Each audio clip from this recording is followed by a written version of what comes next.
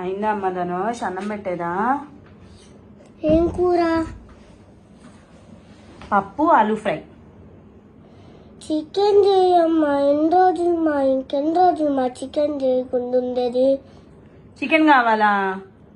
కోళ్ళు చచ్చిపోతున్నాయి అంట అక్కడ డిసీజెస్ వచ్చి. చికెన్ తినకపోతే నేను చచ్చేటట్టున్నా. నీకు అది అర్థం కావట్లా.